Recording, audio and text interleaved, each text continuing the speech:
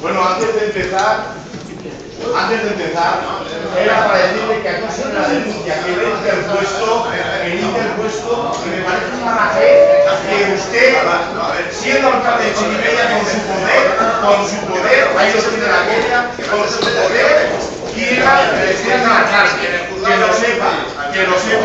Usted hace la sala ya me da igual. que usted lo que ha hecho ha sido tener autoridad, utilizar su autoridad para amenazarme. Así que se entere todo el pueblo que este señor me ha amenazado. Me ha amenazado.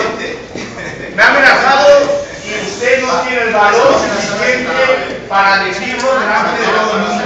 Me parece vergonzoso que usted, siendo el alcalde de Chirivella, amenace a un ciudadano. No, usted me ha amenazado, usted la denuncia que he interpuesto. Señores, aquí está la denuncia que he interpuesto al señor alcalde por amenazarme.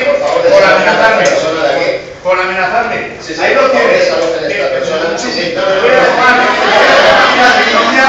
aquí la denuncia para que lo sepa que es verdad. Para que lo sepa que es verdad.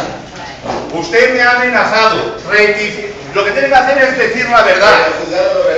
Ahí está, pero que sepa todo el mundo que me ha amenazado el señor